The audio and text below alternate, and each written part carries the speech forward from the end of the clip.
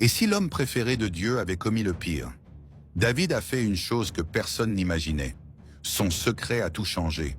Savais-tu que David, celui que Dieu appelait « l'homme selon mon cœur », a été publiquement jugé par Dieu à cause d'une seule femme? Une nuit, David se tenait sur la terrasse de son palais.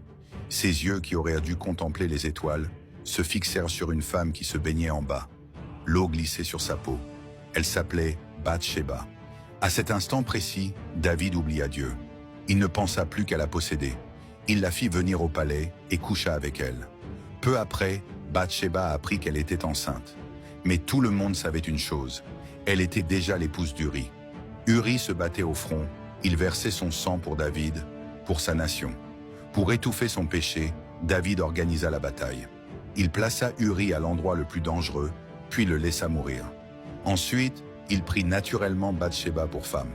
Aux yeux des hommes, c'était un mariage royal légitime. Mais aux yeux de Dieu, c'était une union souillée par le sang. Le deuxième livre de Samuel le déclare sans détour. Ce que David avait fait déplut à l'Éternel. Dieu ne garda pas le silence. Il envoya le prophète Nathan confronter David, dévoilant ligne après ligne le péché que le roi croyait avoir enfoui dans l'ombre. L'enfant mourut. L'épée s'abattit sur sa maison.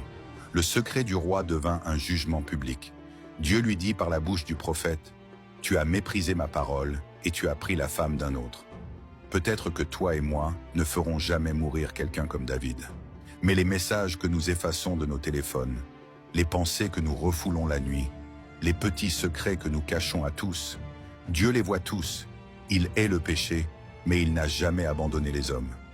David s'effondra dans la poussière et pria à travers ses larmes. « Crée en moi un cœur pur, ô Dieu. » Si tu sais que ton cœur n'est pas encore parfaitement pur, mais que tu désires sincèrement un nouveau départ, proclame-le maintenant.